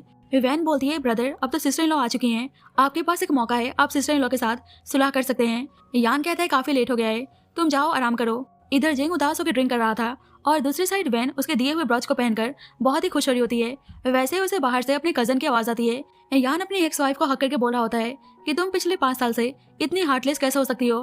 वैन बोलती है ओ माय गॉड, यहाँ तो पूरा वाइफ चेजिंग ड्रामा चल रहा है। वैसे ही वैन के पास उसकी मॉम की कॉल आती है। बोलती है सुना है कि तुम्हारे कजन की एक्स वाइफ वापस आ चुकी है और वे अपने साथ अपने 4 साल की डॉटर भी लेकर आई है। वे डॉटर तुम्हारे कजन की ही है। आंट इस वक्त बहुत ही टेंशन में है, इसलिए तुम्हें उन दोनों को फिर से मिलाने में हेल्प करनी है। वैन बोलती है फिक्र मत कीजिए, मैं पक्का दोनों को मिलाने में हेल्प करूंगी। वैसे ही वैन देखती है कि टैंग मियान उसे मिलने आया है। टैंग मियान बोलता है तुम ठीक तो हो ना, मैंने सुना कल तुम्हारी किडनैपिंग हो गई थी, चलो अच्छा है कि तुम सही सलामत हो। उसे हक कर लेता है तो वैन को थोड़ा सा अजीब लगता है। टैंग मियान से बोलता है कि हम सो सॉरी, झटके में मैंने तुम्हें हक कर लिया। वैन बोलती है कोई नहीं, बस मैं थोड़ी डर गई थी। टैंग मियान बोलता है पर तुम डरी क्यों, क्या तुम मुझे कंसिडर नहीं करना चाहती, क्या तुम नहीं चाहती कि हम फ्रेंडशिप से आगे बढ़ें। वैन बोलती है कि देखो तुम बहुत ही अच्छे इंसान हो पर मैं। टैंग कहता है क्या तुम किसी और को पसंद करती हो, तो वैन जिंग के बारे में सोचने लगती है। वैन बोलती है हम सो सॉरी। टैंग बोलता है कि सॉरी की कोई बात नहीं है, मैं तुम्हें परस्यू कर रहा था और एक्सेप्ट करना वे तुम्हारी पर्सनल चॉइस है। वैन बोलती है थैंक यू मुझे समझने के लिए। टैंग मियान से बोलता है आई होप जिस आदमी को तुम पसंद करती हो वो तुम्हें अच्छे से ट्रीट करे, लेकिन अगर वह बंदा तुम्हें हट करेगा तो मैं पीछे नहीं हटूंगा, तुम कभी भी मेरे पास आ सकती हो। इधर चाओ जिंग से बोलती है सर हमारे इन्फॉर्मेट के मुताबिक सैन के पीछे जो आदमी है उसने अपनी चाल चल दी है, मैंग फैमिली के साथ हमें कॉपरेशन शुरू कर देना चाहिए। तो जिंग यान को कॉल करता है, बोलता है कि मैंग जिनबाई तो अभी मैटरनिटी लीव पर है तो हमें कॉपरेशन का डिस्कशन कर लेते हैं। तो यान बोलता है कि ठीक है। अब इधर वैन ड्रिंक कर रही थी और जिंग के बारे में सोच रही थी कि क्या वो मुझे पसंद करता भी है कि नहीं। वैसे ही यान आता है, बोलता है तुम अभी तक घर नहीं गई, यहाँ पे अकेले बैठ के ड्रिंक क्यों कर रही हो। वैन बोलती है क्योंकि मॉम ने मुझे एक बहुत ही बड़ा मिशन दिया है, उसको पूरा करके जाऊंगी। पूछती है क्या आप दोबारा से शादी नहीं करना चाहते। यान बोलता है लेकिन वो मुझे दरवाजे के अंदर कदम तक नहीं रखने देती। वैन बोलती है कि आप रुकिए, वह दरवाजे के बाहर जाकर नशा होने का नाटक करने लगती है। यान की वाइफ यान से बोलती है यहाँ पे ठंडी हवा चल रही है और तुमने वैन को बाहर छोड़ दिया है। वैन बोलती है सिस्टर इन लॉ क्या आप मुझे पहले से सबसे ज्यादा प्यार नहीं करती थी, प्लीज आप मुझे अपने घर के अंदर लेकर चलो। यान की एक्स वाइफ बोलती है अच्छा अंदर आ जाओ। तो वैन अपने कजन यान को भी अंदर चलने को बोलती है और जानबूझ के दोनों को ड्रिंक करने को कहती है ताकि दोनों को एक दूसरे के नजदीक ला सके। और वे जानबूझ के उन दोनों को ज्यादा ड्रिंक कराने में लगी हुई थी और खुद भी ड्रिंक कर रही होती है। बोलती है सिस्टर इन लॉ आप पिछले 5 सालों से कैसी हैं, क्या आपको पता है कि आपसे डिवोर्स के बाद मेरे कजन बिल्कुल पागल से हो गए हैं, इसी को प्यार कहते हैं। मैं भी उस इंसान से प्यार करती हूँ जिसे मैं चाहती हूँ। वैसे ही वैन जिंग को देखती है और उसको अचानक से आकर हक कर लेती है। ये जिंग यान से बोलता है कि तुम इस तरह का कॉपरेशन डिस्कशन करने के लिए बुलाए हो। यान कहता है कि जैसा आप देख सकते हैं वैन ने बहुत ज्यादा पी ली है, ये लगता है आज कॉपरेशन डिस्कशन करने का सही टाइम नहीं है। वैन जिंग से बोलती है प्लीज आप अंदर चलो। तो जिंग उसको उठाकर अंदर लाता है पर वह तो उसको पकड़ लेती है, बोलती है प्लीज सब मत जाओ। जिंग वहां जाने की कोशिश करता है तो उल्टा उसका पैर पकड़ लेती है, बोलती है यहीं पे रुको और ड्रिंक करो। यान कहता है क्यों ना हम ड्रिंक करते करते बातें करें। तो जिंग को ना चाहकर उनके साथ बैठना पड़ता है और वैन उसको भी ड्रिंक कराने लगती है। अब यान का फोन नीचे गिर जाता है तो वैन उठा लेती है। उसके फोन के वॉलपेपर पे यान की वाइफ का ही फोटो था। वैन जानबूझकर बोलती है कि लड़की दिखने में तो काफी जानी पहचानी लगती है। ओ मुझे समझ में आ गया, ये तो कजन की वाइफ है। यान की वाइफ से बोलती है तो मेरे कजन को आप पे क्रश है। और वैन इतने नशे में थी कि अपना फोन निकालती है और जिंग को कॉल मिला देती है। जिंग भी उसका कॉल उठा लेता है, बोलता है बोलो क्या बात है। वैन बोलती है कि मैंने तुमसे कुछ पूछने के लिए कॉल किया है, क्या तुम मुझे पसंद करते हो या नहीं। जिंग तो उसको पसंद करता था पर उसको पता था कि उसकी पास्ट लाइफ कितनी खराब थी और सब उसको मनहू से बोलते हैं। वे नहीं चाहता था कि वे अपनी इस बेकार से दुनिया में वैन को ड्रैग करे, इसलिए जानबूझकर बोलता है कि मैंने तुम जैसी हजारों लड़कियां देखी है, मैं तुम पे भला अपना टाइम वेस्ट क्यों करूंगा और तुम्हें क्यों लगता है कि मैं तुम्हें पसंद करूंगा। ये सुनकर वैन का दिल टूट जाता है। जिंग जाने लगता है तो वैन रुककर बोलती है क्या मैं इतनी बुरी हूँ, पर जिंग कोई जवाब नहीं देता और वहाँ से चला जाता है। अब जिंग बहुत ही उदास था और डिसहार्टेंड होकर ड्रिंक कर रहा था। चाओ भी इस चीज को नोटिस करती है क्योंकि वो पहली बार जिंग को इतना उदास देख रही थी। नेक्स्ट मॉर्निंग वैन की नींद खुलती है तो उसकी सिस्टर इन लॉ उसको उदास होने से मना करती है और उसको मोटिवेट करती है। वैन बोलती है कि सही कहा, वे लड़का सिर्फ एक मर्द है, अगर वह मुझे लाइक नहीं करता तो ये उसकी बैड लक है। अब से बस मैं अपने नए हॉट पर रेस्टोरेंट बिजनेस पर ध्यान दूंगी। अब उस ब्रॉच को देखती है तो उदास हो जाती है और उस ब्रॉच को वापस करने का डिसाइड करती है। अब रेस्टोरेंट अपने काम पर आती है तो देखती है कि वहाँ पे जिंग है, पर एक्चुअली में जिंग नहीं हीशा होता है। हीशा बैसाखी पर चलते हुए उसके पास आता है और उसे फ्लावर्स देता है। वैन पूछती है तुम्हारी टांग को क्या हुआ। हीशा बोलता है उस जिंग ने मेरे डैड और भाई को फोन करके मेरी शिकायत कर दी, उन्होंने मार मार के मेरी एक टांग तोड़ दी, लेकिन फिर भी मैं आपको परसू करूंगा। वैन बोलती है कि देखो हम दोस्त बन सकते हैं पर कपल नहीं। हीशा बोलते हैं सिस्टर वैन मैं इतनी जल्दी हार नहीं मानने वाला, मैं फिर भी आप पे लाइन मारूंगा। अब वैन रेस्टोरेंट में काम कर रही थी और हीशा उसको बहुत ही प्यार से देखे जा रहा था। अब हीशा उसे बार बार आवाज दे रहा था तो वैन फ्रस्ट्रेट हो जाती है। इधर चाओ जिंग को उस रेस्टोरेंट का वीडियो दिखाकर बताती है कि हमने थ्योरली इन्वेस्टिगेट कर लिया है, रेस्टोरेंट में सब कुछ ठीक है। पर वैसे ही जिंग की नजर हीशा पर जाती है, समझ जाता है कि वो पक्का जिंग के पीछे गया है, इसलिए बोलता है जाओ उस ही फैमिली के ब्रेड का दूसरा पैर भी तोड़ दो। तो चाओ हैरान थी। अब इधर वैन काम के बाद अपने घर जा रही थी तो हीशा उसके पीछे पीछे आ रहा था। मैं बोलते हैं सिस्टर प्लीज आप थोड़ा सा धीरे चलिए। वैन बोलती है कि मैं तुम्हें साफ साफ बता रही हूँ, अगर तुमने मुझे परस्यू करना बंद नहीं किया तो दोस्त बनाना तो दूर की बात, मैं तुमसे बात भी नहीं करूंगी। हीशा बोलता है कि अगर हम दोस्त नहीं बन सकते हैं तो चलिए लवर्स बन जाते हैं। तो वैन बहुत ही परेशान हो जाती है, वहां से जल्दी से भागने लगती है। वैसे ही चाव आकर हीशा को पकड़ लेती है और उसका दूसरा टांग भी तोड़ देती है। अब जिंग वैन को बार बार कॉल किया जा रहा था, पर वैन तो इस वक्त बहुत ही गुस्से में थी। वे बार बार उसका कॉल काटे जा रही थी। जिंग उसके पीछे ही था। बोलता है तुम मुझसे छुपने की कोशिश कर रही हो। वैन को लगता है कि जिंग उसके फोन कन्फेशन का मजाक उड़ाने आया है, इसलिए बहुत ही प्यार से बोलती है, भला मैं आपसे क्यों छुपूंगी। जिंग कहता है तुम्हें पता है ना कि शहर में हर जगह मेरे आदमी हैं। वैन गुस्से में झूठ बोलती है कि उसका फोन डेड था, पर जिंग बात को घुमाकर बोलता है कि तुमने रात में नशे में मुझे कॉल करके अपना प्यार कन्फेस किया था। मुझे लगा कोई मिसअंडरस्टैंडिंग है, इसलिए मैं क्लैरिफाई करने आया हूँ। मिस वैन, तुम्हारी कौन सी आंख ने देख लिया कि मैं तुम्हें पसंद करता हूँ। जिंग का ये रूड बिहेवियर देखकर वैन का दिल पूरी तरह से टूट जाता है। जिंग बात को और बिगाड़ते हुए कहता है कि मैं कोई शरीफ इंसान नहीं हूँ। मेरे आगे पीछे तुमसे भी ज्यादा ब्यूटीफुल और ग्लैमरस लड़कियां घूमती हैं, मैं तो उनको भी भाव नहीं देता, तो तुम्हें क्यों लगता है कि मैं तुम्हें पसंद करूंगा। वैन का सुनकर दिल टूट जाता है। बोलती है कि ठीक है, अगर आपको लगता है कि मैं आपके काबिल नहीं हूँ तो ये बिल्कुल नॉर्मल है। जिंग बोलता है वैसे मुझे तुम्हें एक और बात याद दिलानी थी, ही शाह बिल्कुल ही बेकार है, पर टैंग मियान तुम्हारे लिए अच्छा है। ये सुनकर वैन को बहुत ही गुस्सा आता है और उसे एक जोरदार थप्पड़ मारती है। बोलती है कि तुम होते कौन हो मुझे बताने वाले कि कौन मेरे लिए अच्छा है और कौन नहीं। ओके, मैं एक्सेप्ट करती हूँ कि कल रात मैंने ड्रंक होकर तुमसे कन्फेस किया था, पर तुम मेरे साथ इस तरह से बिहेव नहीं कर सकते। क्या एक मर्द को किसी औरत को रिजेक्ट करने के लिए ऐसी बातें कहनी पड़ती है। अब तुम यहाँ पे हाई और माइटी बनने का ड्रामा कर रहे हो, मुझे बता रहे हो कि ये वाला ओके है और वो वाला नहीं। तुम्हारा क्या मतलब है। मेरे मामलों में मुझे रिजेक्ट करने वाले किसी इंसान की एडवाइस की कोई जरूरत नहीं है, और मैं ये 7 फिगर वाला ब्रॉच एक्सेप्ट नहीं कर सकती। और सुन लो, मैं एकदम ओपन और ऑनेस्ट हूँ। मैं जिसे पसंद करती हूँ खुलकर करती हूँ, और रिजेक्ट होने से मुझे कोई शर्म नहीं आती। आज के बाद तुम अपने रास्ते जाओ और मैं अपने रास्ते। जिंग बोलता है फाइन, मैं अब से तुम्हारे मामलों में इंटरफेरेंस नहीं करूंगा, पर तुम्हें इसे अपने पास रखना होगा। जिंग बोलता है कि मुझे तुम्हारा लाइफ सेविंग काइंडनेस 2 बार चुकाना है। अगर तुम इसको एक्सेप्ट नहीं करती तो इसका मतलब है कि तुम्हारे दिल में अभी भी मेरे लिए फीलिंग्स हैं। क्या तुम चाहती हो कि मैं इसे अपनी बॉडी से चुकाऊं। वैन को तो बहुत ही गुस्सा आ रहा था। जिंग बोलता है इसे रख लो, नहीं तो तुम ये कर्ज कभी नहीं चुका पाओगी। वैन उस ब्रॉच को ले लेती है, सोचती है सही है, महंगा है, मैं इसको बेच दूंगी। इधर ही शाह की हालत बहुत ही पंचर थी। अपने डैड को कॉल करके बोलता है डैड मुझे बचा लो, किसी ने मुझ पर हमला कर दिया, मेरा दूसरा पैर भी टूट गया लगता है, जल्दी से किसी को भेजो मुझे उठाने के लिए। अगर मैं क्रिपल्ड हो गया तो मैं अपनी वैन को दोबारा से परस्यू कैसे करूंगा। अब जाओ जिंग को घर छोड़ने जा रही थी और अचानक से टायर फ्लैट हो जाता है, तो बोलती है कि सर लगता है कि टायर फ्लैट हो गया, पर जिंग तो वैन के ख्यालों में खोया हुआ था। बोलता है हाँ, वह मुझसे गुस्सा है। चाओ बोलती है सर मेरा मतलब टायर से था। अब वैन वहीं से जा रही थी। जिंग को देखकर छुपने लगती है, पर जिंग तो आकर उसकी कार में बैठ जाता है और उसको बाहर ले चलने को बोलता है। जिंग बोलता है क्या तुम अभी सैड हो। वैन बोलती है नहीं, वैसे क्या तुम्हारा फेस अभी भी दर्द हो रहा है। हालांकि मैंने तुम्हें थप्पड़ मारा, पर तुमने ही पहले ऐसी बातें बोली थी और तुम लिमिट से बाहर गए थे। अब देखो मैं तुम्हें ड्रॉप करने आई हूँ, इसलिए इस बात को मेरे खिलाफ होल्ड करके मत रखना। जिंग बोलता है वैसे इस बैग में क्या है। वैन बोलती है रेस्टोरेंट में बचा हुआ फ्राइड राइस था, मैंने इसे पैक करवा लिया ताकि वेस्ट ना हो। जिंग बोलता है मिशन तुम ये सब खाती हो, उस फ्राइड राइस को खुद ही रख लेता है। वैन बोलती है रुको, वो मेरा डिनर है, मैंने अभी तक खाना नहीं खाया। और वैन को टक्कर लगने वाली थी, पर जिंग उसको संभाल लेता है। बोलता है कि फ्राइड राइस तुम्हारी तरफ से एक थैंक यू गिफ्ट है, और उसको लेकर चला जाता है। तो वैन सोचती है आदमी भी बहुत ही अजीब है। अब जिंग उस फ्राइड राइस को खाने जा रहा था, जब भी चाव आकर बोलती है कि ही फैमिली का यंग मास्टर अब मिस सैन को दोबारा से हैरेस करने की हिम्मत नहीं करेगा। और रही बात सैन की, तो हमें सोर्स से पता चला है कि सैन और उसके पीछे जो इंसान है वह ही फैमिली की पार्टी में जरूर आने वाला है। जिंग बोलता है ही फैमिली में जानता हूँ, ये लगता है कि मैंग यान के साथ हमारा कॉपरेशन थोड़ा पहले लाना पड़ेगा।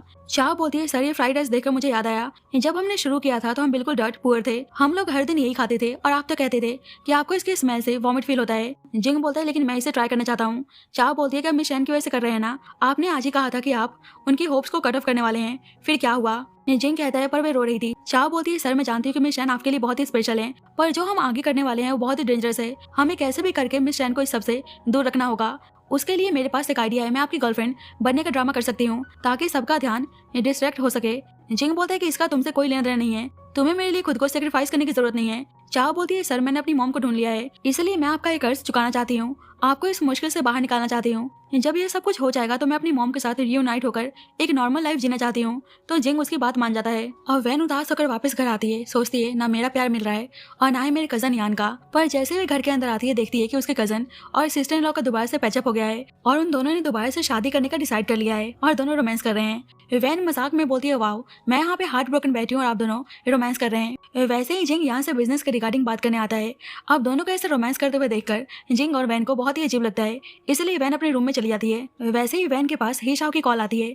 बोलता है सिस्टर वैन आज ही फैमिली की पार्टी है, आपको जरूर आना है, पर वैन मना कर देती है। ही शाओ बोलते हैं मुझे पता चला है कि वे खुनकार जियांग भी इस बार अपनी ऑफिशियल गर्लफ्रेंड के साथ वहाँ पे आने वाला है, तो क्या आप नहीं आना चाहेंगी। वैन का दिल ये सुनकर बैठ जाता है। उसे लगता है कि जिंग ने जो रात में कहा था वो सच है, उसके सच में कोई गर्लफ्रेंड है, लेकिन फिर भी पार्टी में जाने से मना कर देती है। इधर जिंग दुश्मनों को पकड़ने के लिए यान को प्लान बताता है, तो यान भी उसके साथ कॉपरेट करने को तैयार हो जाता है। अब चाओ जिंग को आकर बताती है कि ही फैमिली की पार्टी में सैन और उसके पीछे जितने भी आदमी इन्वॉल्व हैं वो उस पार्टी में आने वाले हैं और हमारे लोग भी रेडी हैं। इस बार हम उन ट्रेटर्स को पूरी तरह से वाइप आउट कर देंगे। जिंग बोलता है क्या वैन भी आ रही है? चाओ कहती है सुना है मिस शैन ने ही शाओ का इनविटेशन पहले ही रिजेक्ट कर दिया है, वे शायद नहीं आएंगी। जिंग बोलते है कि चलो ये तो अच्छी बात है। इधर वैन जिंग को लेकर सपना देख रही होती है, बोलती है तुम मुझे पसंद करते हो, इस बात को एडमिट कर लो। अगर तुम एडमिट नहीं करोगे तो मैं तुम्हें तब तक किस करूंगी जब तक तुम एडमिट नहीं करते। अब अचानक से वैन की नींद खुलती है तो सोचती है तुम सच में कमाल हो, तुम अभी भी उसको कन्फेस करने और किसके बारे में सपना देख रही हो। वैसे ही उसके पास ही शाओ की कॉल आती है, बोलता है प्लीज मेरी डेट बन जाओ। वैन सोचती है कि तुम तब तक हार नहीं मानोगी जब तक तुम मान नहीं जाती। रोज सपने देखने से बेहतर है कि वहां जाकर उसे और उसकी गर्लफ्रेंड को अफेक्शन दिखाते हुए देख लो ताकि मैं पूरी तरह से हार्ट ब्रोकन हो जाऊं। तो वैन ही शाओ के साथ पार्टी में जाने को तैयार हो जाती है। अब जिंग और चाओ उस पार्टी में एंट्री लेते हैं और वे अपने प्लान के साथ बिल्कुल तैयार थे। वैसे ही वैन ही शाओ के साथ उस पार्टी में आती है। अब ही शाओ मनी मन में बहुत ही हैप्पी था कि फाइनली मैंने वैन को as a female companion invite कर ही लिया, अब मैं सबके सामने अपना सर उठा के चल सकता हूँ। जिंग यहाँ वैन को देखकर हैरान था। वैन देखती है कि जिंग के साथ चाओ है तो सोचती है तो यही जिंग की गर्लफ्रेंड है। अब ही शाओ जानबूझकर जिंग को दिखाने के लिए बोलता है जो मैंने फीमेल कंपेनियन आज इनवाइट किया है वह ब्यूटीफुल है ना, पर जिंग तो वहां से चुपचाप चला जाता है। वैन सोचती है ऐसे प्रिटेंड कर रहा है जैसे मुझे जानता ही ना हो। अब चाओ अकेली थी तो एक आदमी उसके साथ बहुत ही बदतमीजी करने लगता है और काफी उल्टा बोल रहा था। वैसे ही वैन आके उसके ऊपर ड्रिंक फेंक देती है और उसको अच्छी तरीके से सुना देती है। वैन चाओ से बोलती है कि तुम ठीक तो हो ना, तुम्हें उन लोगों की बातें सुनने की जरूरत नहीं है, तुम बहुत ही ब्यूटीफुल हो और एक अच्छे इंसान हो और ऊपर से तुम जिंग की गर्लफ्रेंड हो, इससे बड़ी बात क्या होगी। चाओ बोलती है थैंक यू मिस शैन। मनी मन में सोचते हुए पता चला कि बॉस मिस शैन को इतना पसंद क्यों करते हैं, भला इनको कोई डिसलाइक कैसे कर सकता है, ये बहुत ही अच्छी पर्सन है। अब चाओ जिंग को आकर बताती है कि उस आदमी के हाथ पर एक ब्लैक स्कॉर्पियन का मार्क है, लास्ट टाइम हमने फाइंड आउट किया था सैन के एक अंडरलाइन के पास भी वही मार्क था, इस बार वे आदमी आपके लिए आया है, वे मुझे जानबूझकर सबके सामने ह्यूमिलेट करने की कोशिश कर रहा था। जिंग बोलता है कि तुम एक्ट जारी रखो और उनके नेक्स्ट मूव का वेट करो। ही शाओ वैन से बोलता है क्या आप मुझे अपने साथ डांस करने का ऑनर देंगी। अब ये सब देखकर जिंग को बहुत ही जलन होती है। वैन बोलती है कि तुम्हारे पैर में प्रॉब्लम थी ना, क्या तुम ठीक हो चुके हो। ही शाओ बोलता है कि मैं बिल्कुल ठीक हूँ, चलिए डांस करते हैं। वैसे ही टैंग म्यान आता है और वे भी वैन को साथ में डांस करने को बोलता है, तो ये देखकर जिंग को और जलन होती है। ही शाओ सोचता है कि अब ये कबाब में हड्डी कहाँ से आ गया, उसे बहुत ही गुस्सा आता है, बोलता है तुम्हें डांस करने का बहुत ही शौक है ना, चलो मेरे साथ डांस करो। टैंग म्यान बोलते हैं मुझे छोड़ो। ही शाओ बोलता है क्या हुआ, म्यूजिक प्ले हो चुका है, चलो डांस करते हैं, और उसके साथ जबरदस्ती डांस करने लगता है। अब दोनों को डांस करते हुए देखकर सारे गेस्ट उनकी तारीफ करने लगते हैं कि दोनों साथ में कितने अच्छे लग रहे हैं, पर ये सब देखकर वैन बहुत ही हंसने लगती है। अब दोनों डांस कर रहे थे और ऊपर से एक दूसरे को हर्ट करने लगते हैं। हे शाओ गिरने वाला था पर टैंग म्यान उसको संभाल लेता है। हे शाओ बोलता है कि मेरा लेग इंजरी अभी तक ठीक नहीं हुआ, आपको मेरे लिए रिस्पॉन्सिबिलिटी लेनी पड़ेगी, पर टैंग म्यान उसको दूर फेंक देता है। टैंग म्यान वैन से बोलता है कि अगर तुम इस पागल को पसंद करती हो तो मैं कंपटीशन करने को तैयार हूँ, मैंने कहा था ना कि मैं इतनी जल्दी गिव अप नहीं करने वाला। अगर मेरा राइवल ये ही शाओ जैसा कोई है तो मुझे अचानक से लगता है कि मेरे जीतने का चांस बहुत ही हाई है। ही शाओ बोलते हैं सिस्टर वैन उसकी नॉनसेंस बातें मत सुनो, मैं उससे यंगर हूँ और उससे बहुत ज्यादा हैंडसम हूँ और उससे कई ज्यादा मैं आपको पसंद करता हूँ। वैन बहुत ही परेशान हो जाती है, बोलती तुम दोनों बस करो। अब ही शाओ तो इतनी जल्दी हार नहीं मानने वाला था, इसलिए सबके सामने वैन के लिए फ्लावर्स मंगवाता है, तो ये देखकर जिंग को बहुत ही जलन होती है। गेस्ट बातें करने लगते हैं कि शायद वे आज वैन को प्रपोज करने वाले हैं, तो ये देखकर जिंग को बहुत ही गुस्सा आता है और वहां से बाहर चला जाता है और वैन वे फ्लावर्स टैंग म्यान को देकर चली जाती है। गेस्ट बातें करने लगते हैं क्या बात है, ही शाओ के फ्लावर्स इस वक्त यंग मास्टर टैंग म्यान के पास है, मतलब वे फ्लावर्स एक्चुअली में टैंग म्यान के लिए था। तो दोनों को सुनकर बहुत ही अजीब लगता है और वे फ्लावर्स आपस में एक दूसरे को फेंकने लगते हैं और वैन जिंग को ढूंढते हुए बाहर आती है, पर जिंग जैसे ही उसको रोकता है वह वहां जाने लगती है, बोलती है कि आप हो कौन, मैं आपको नहीं जानती। जिंग उसे वॉल के अगेंस्ट पुश करता है, बोलता है कि तुम यहाँ पे ही शाओ के साथ डांस और टैंग म्यान के साथ जोक्स क्यों कर रही हो। वैन बोलती है पहली बात मैं आपको नहीं जानती और इससे आपको क्या फर्क पड़ता है कि मैं किसके साथ डांस करूं और किसके साथ नहीं। वैसे ही जिंग उसे किस करने लगता है, तो वैन बोलती है क्या तुम पागल हो। जिंग कहता है कैसा लगा, अब आपको याद आया कि हम दोनों एक दूसरे के काफी क्लोज हैं। वैन बोलती है क्या तुम पागल हो। जिंग कहता है कि अभी तुम ही शाओ का प्रपोजल एक्सेप्ट मत करना और ना ही किसी और के साथ रहना, बस मेरा इंतजार करो। वैन बोलती है कैसा इंतजार, भला मैं आपका इंतजार क्यों करूं, अगर आपने आज सब कुछ साफ साफ नहीं बताया तो मैं ही शाओ या टैंग म्यान को चूज कर लूंगी। जिंग बोलते हैं मुझे कुछ मामले डील करने हैं और चाओ और मेरा रिलेशनशिप वैसा नहीं है जैसा तुम सोच रही हो, मैं तुम्हें बाद में सब कुछ एक्सप्लेन करूंगा। तो ये सुनकर वैन मुस्कुराने लगती है, उसको अचानक से किस करके बोलती है कि ये स्टैम्प ऑफ अप्रूवल है, मैं आपकी रिक्वेस्ट एग्री करती हूँ। एक्चुअली चाओ ने वैन को बता दिया होता है कि मिस्टर शू के दिल में हमेशा सिर्फ आप ही थी, मैं बस उनकी गर्लफ्रेंड प्रिटेंड कर रही थी। मिस्टर सू के पास आपको रिजेक्ट करने का रीजन था क्योंकि वे आपको किसी डेंजर में नहीं डालना चाहते थे। वैन बोलती है तो एक्चुअली वे मुझे बहुत ही टाइम से पसंद करते हुए आ रहे हैं, वे बहुत ही खुश थी, पर इस बारे में जिंग को नहीं बताती और वहां से मुस्कुरा के चली जाती है। जिंग को खबर मिलती है कि दुश्मनों ने अपना चाल चल दिया है, तो उसे बहुत ही गुस्सा आता है और कैसे भी करके चाओ को ढूंढने को बोलता है। अब वैन देख लेती कि वे लोग चाव को लेकर जा रहे हैं तो उनके पीछे जाती है और उनके ऊपर पेपर स्प्रे मार देती है, पर वे लोग उसको भी बंदी बना लेते हैं। चाव बोलती है कि मिस वैन आप यहाँ पे क्यों आई, ये बहुत ही डेंजरस है। वैन बोलती है कि मैं जिंग की रियल गर्लफ्रेंड हूँ, अगर उसकी लाइफ में खतरा है तो मैं पीछे नहीं हट सकती और मैं तुम्हें मरते हुए नहीं देख सकती। सैन बोलता है तो तुम जिंग की गर्लफ्रेंड हो, लेकिन जब भी वहाँ पे जिंग पहुंच जाता है विलन अचानक से क्रूअल गेम शुरू करता है। बोलता है कि तुम्हारे पास 2 लड़कियां हैं, एक को चुनो, दूसरी को मैं मार दूंगा, या फिर तुम खुद को स्टैप करो तो मैं एक को छोड़ दूंगा। चाव चिल्लाती है कि सर आप मेरी फिक्र मत कीजिए, मेरी जान वैसे भी आपकी दी हुई है, पर जिंग दोनों को बचाना चाहता था इसलिए खुद को स्टैप कर लेता है। लेकिन शैन 1 नंबर का डेविल था, उसे उसके हार्ट पर स्टैप करने को बोलता है। अब जिंग जैसे ही खुद को स्टैप करने चाहता है वैसे ही यान और उसके बॉडीगार्ड्स वहां पहुंच जाते हैं। जिंग आगे बढ़कर विलन को बोलता है तुम्हें क्या लगा, तुमने मेरी फेक गर्लफ्रेंड को किडनैप किया ताकि मेरा ध्यान भटका सको, पर जब तुम यहाँ पे बिजी थे मेरे आदमियों ने तुम्हारे सारे स्ट्रॉन्ग होल्ड्स और तुम्हारे पीछे बैठे बड़े बॉस को एक ही रात में वाइप आउट कर दिया है। तो शैन को बहुत ही गुस्सा आता है, पर जिंग के आदमी सबको वहां से लेकर चले जाते हैं।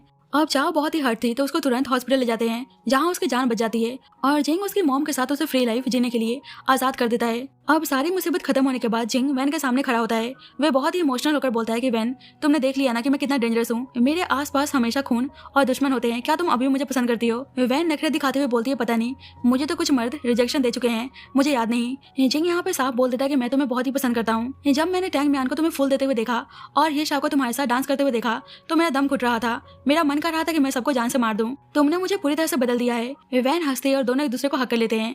जिंग बोलता है कि अब से तुम मेरे साथ दोगी ना।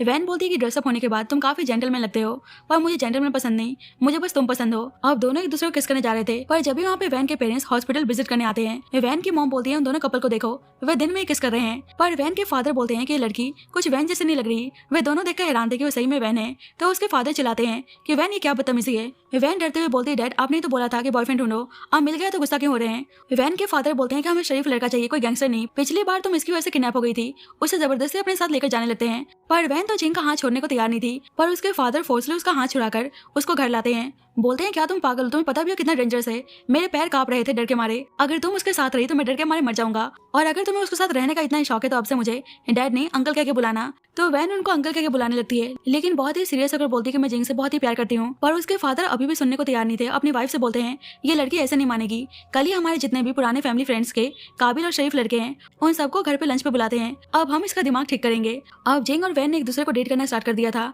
तो वैन बहुत ही हैप्पी थी। अब नेक्स्ट मॉर्निंग वैन सोकर उठती है तो देखती है कि उसके घर में बहुत सारे लड़के आए हुए हैं और जिसमें टैंग म्यान और हिशा भी शामिल थे। अब वैन तो यहाँ पे सबको देख हैरान थी। टैंग म्यान और हिशा से पूछते हैं कि तुम दोनों यहाँ पे क्या कर रहे हो, ये बाकी लोग कौन है। टैंग म्यान बोलता है कि तुम्हारे पेरेंट्स ने हमें बहुत ही प्यार से बुलाया है तो हम मना कैसे करते, हम तो यहाँ पे तुम्हारे साथ ब्लाइंड डेट पर आए हैं। तो वैन बिल्कुल शॉक हो जाती है। तभी वहाँ पे जिंग की एंट्री होती है। वैन तो उसको यहाँ पे देखकर बहुत ही हैप्पी थी, पर उसके फादर बोलते हैं कि चलो स्टडी रूम में, मुझे तुमसे कुछ बात करनी है। वैन बहुत ही नर्वस थी, पर जिंग बोलते हैं कि तुम टेंशन मत लो, सब ठीक हो जाएगा, मुझे इन ब्लाइंड डेट्स वाले लड़कों से कोई खतरा नहीं है। टैंग म्यान और हिशा भागकर वैन के पास आते हैं। टैंग म्यान पूछता है क्या जिंग वही पर्सन है जिसको तुम पसंद करती हो, तो वैन हाँ बोलती है।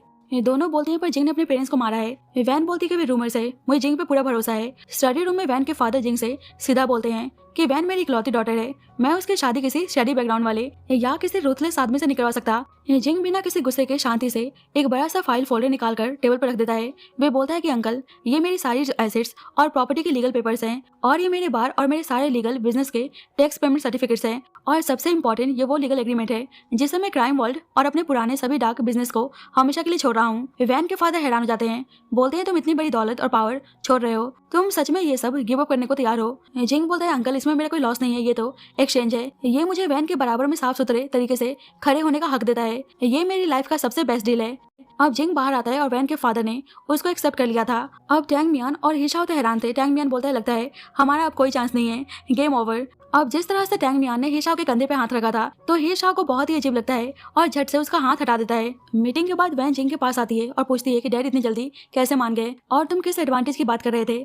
जिंग बोलता है कि मैंने उनसे कहा कि मैं ऑर्फन हूँ और मैं शैन फैमिली में उनका सन इन लॉ बनके रहने को तैयार हूँ। वैन थोड़ी इमोशनल हो जाती है, बोलती है वो कोई एडवांटेज नहीं है जिंग, वो तुम्हारा सबसे बड़ा दर्द है। फिर जिंग अपनी जिंदगी का सबसे बड़ा खौफनाक सच बताता है। फ्लैशबैक में देखते हैं जब जिंग छोटा था तो उसके लालची बाप ने अपने मिस्ट्रेस के साथ मिलकर जिंग की मॉम को मारने और इंश्योरेंस का पैसा लेने का प्लान बनाया था। जिंग उस दिन गलती से स्कूल से जल्दी घर आ गया था। उसके एबल डैड ने जिंग पर अटैक किया जिसे देखकर उसकी मॉम ने जिंग को बचाने के लिए अपने हस्बैंड से फाइट की और इसी हाथापाई में उसकी मॉम और उसके डैड दोनों की जान चली गई। जिंग बहुत ही इमोशनल होकर बोलता है कि सब लोग कहते हैं कि मैं कर्स्ड हूँ, मेरी वजह से मेरी मॉम मरी। वैन जिंग से बोलती है कि इसमें तुम्हारी कोई गलती नहीं थी और आज के बाद तुम अकेले नहीं हो, मैं तुम्हारी फैमिली हूँ। और उसे बहुत ही प्यार से गले लगाती है, बोलती है मैं हमेशा तुम्हारे साथ रहूंगी। अब दोनों समुद्र के किनारे आते हैं। जिंग बताता है कि उसकी मॉम को छोटी जगह पसंद नहीं थी, इसलिए उसने अपनी मॉम के एशेज को समुद्र में बहा दिया है ताकि वो पूरी दुनिया घूम सके। वैन समुद्र की तरफ देखकर बोलती है कि आंटी देखिए, मैं जिंग का ख्याल रखूंगी। वैन मजाक में बोलती है क्यों ना हम डेटिंग का टाइम पास किए बिना डायरेक्ट शादी कर लें। जिंग बोलता है कि डेटिंग कोई टाइम पास नहीं होती, ये चेक करने के लिए होता है कि तुम्हें मुझ में कोई बुराई तो नहीं दिख रही। अब वैन चिल्लाकर बोलती है आंटी हम पहले शादी करना चाहते हैं, क्या आप तैयार हैं? वैसे एक डॉल्फिन पानी से बाहर आती है। वैन बहुत ही खुश होकर बोलती है देखो आंटी तैयार हैं। तो ये सब देखकर जिंग को बहुत ही अच्छा लगता है। जिंग बोलता है थैंक यू मेरी लाइफ में आने के लिए, उसे किस करता है। वैसे ही दो डॉल्फिन्स पानी में से बाहर आती हैं। अब दोनों वापस घर आते हैं। वैन जिंग को एप्पल खाने को देती है, पर वैसे ही जिंग उसको अचानक से किस कर लेता है। तो वैन शर्मा जाती है, बोलती है ये अचानक से क्यों? जिंग बोलता है कि तुम मेरी गर्लफ्रेंड हो, तो क्या मुझे अपनी गर्लफ्रेंड को किस करने के लिए भी मुहूर्त निकालना पड़ेगा? वैन बोलती है आज मुझे पहली बार पता चला कि किस करने पर ऐसा फील होता है। जिंग बोलता है मुझे भी। अब दोनों के लिए सिचुएशन थोड़ी सी ऑकवर्ड हो गई थी। वैन बोलती है कि चलो घर पर पेरेंट्स हमारा इंतजार कर रहे होंगे। अब दोनों शैन फैमिली पहुंचते हैं। वहाँ पे शैन फैमिली की डिनर पार्टी थी। डिनर टेबल पर वैन के फादर और उसका कजन यान मिलकर जिंग को जबरदस्ती अल्कोहल पिलाने की कोशिश करते हैं ताकि उसका टेस्ट ले सके। वैन अपने सिस्टर इन लॉ से बोलती है कि दोनों मेरे बेचारे जिंग को ड्रंक करवा के मारना चाहते हैं क्या? अब वैन दिमाग लगाती है, वे ड्रंक होने का नाटक करने लगती है और बोलती है कि मेरा सर बहुत ही दर्द हो रहा है और मुझे वॉमिट सा फील हो रहा है। जिंग बोलता है कि मैं वैन को ऊपर छोड़ के आ रहा हूँ। वैन के फादर बोलते हैं हाँ वैन को ऊपर ले जाओ और दोनों आराम करो। ऊपर जाते वक्त वैन हंसती है, बोलती है मैं तो बस नाटक कर रही थी, वरना मेरे डैड तुम्हें आज नहीं छोड़ते। अब जिंग अचानक से वैन को किस करने लगता है और दोनों रूम के अंदर आते हैं और दोनों एक दूसरे के साथ इंटीमेट होने लगते हैं। जब भी वैन उसकी बॉडी पर कुछ जख्म के निशान दिखती है, वे इमोशनल होकर पूछती है ये जख्म कब लगे? जिंग बोलता है कि क्राइम वर्ल्ड को छोड़ना इतना आसान नहीं था, पर अब मैं पूरी तरह से फ्री हूँ, अब से मैं तुम्हारे लिव इन हस्बैंड हूँ। अब दोनों के बीच में एक रोमांटिक माहौल बन जाता है। वैन जिंग के पास जाती है, पर जिंग अचानक से पीछे हट जाता है, सोचता है कि अभी उनकी शादी नहीं हुई है, मैं कोल्ड शावर लेने जा रहा हूँ। जिंग वापस आता है तो वैन चिढ़कर बोलती है कि जिंग तुम हर बार खुद को इतना कंट्रोल कैसे कर लेते हो? वैन अचानक से उसका बेल्ट निकाल देती है, बोलती है देखते हैं इस बार तुम खुद को कैसे होल्ड बैक करते हो, इस बार भागने के बारे में सोचना ही मत।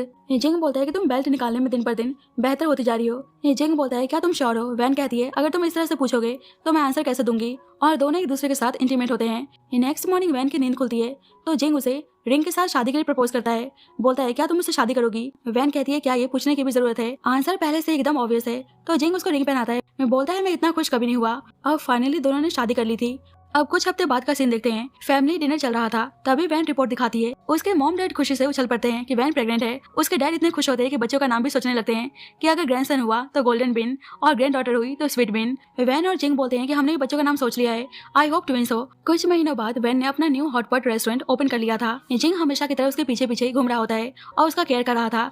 नया वेटर जिंग को देखकर बोलता है सर आप हमारी मैडम को इतना क्यों घुमा रहे हैं, क्या आप पेट लवर हैं? जिंग बोलता है कि मैं इस मैडम का हस्बैंड हूँ और इसका बॉस भी, सारी कमाई इसके अकाउंट में जाती है। अब उस वेटर को यकीन नहीं होता। अब उसी रेस्टोरेंट में टेंग मियान और ही शाओ भी थे। उनसे पूछता है क्या वे सही में मैडम के हस्बैंड है? तो इन दोनों को बहुत ही जलन होती है, बोलते हैं कि हाँ बिल्कुल, ये देखो कैसे वैन के आसपास चिपका हुआ है। वे दोनों अभी भी वैन पर से हार मारने को तैयार नहीं थे। बाद में वैन को अचानक से याद आता है कि जिंग ने जो उसे कस्टम सनफ्लावर ब्रॉच दिया था वे कहीं गुम हो गया है। वैन बहुत उदास जाती है। जिंग तुरंत अपने असिस्टेंट को कॉल करता है कि मुझे दूसरा 9 मिलियन वाला ब्रॉच कस्टम मेक करवाना है। असिस्टेंट बोलता है सर पर आपके पास इतने पैसे नहीं है, आपकी सारी वेल्थ तो मैडम के पास है। जिंग बोलता है क्या मैं इंस्टॉलमेंट में पे कर सकता हूँ? बाद में वैन को अपने रूम में वो ब्रॉच मिल जाता है। वैन बोलती है मुझे ब्रॉच मिल गया, पर ये तो नया लग रहा है, क्या तुमने नया खरीदा है? तो जिंग मुस्कुराता है। वैन बोलती है तुम सही में पागल हो, पर मेरा हस्बैंड सबसे बेस्ट है, चलो मुझे इसको पहना दो। तो जिंग उसे ब्रॉच बहुत ही प्यार से पहनाता है और इसी के साथ स्टोरी की हैप्पी एंडिंग होती है। So thank you so much guys for watching this video. बाकी आपको स्टोरी कैसी लगी please let me know in the comment section and जब तक के लिए bye bye and take care.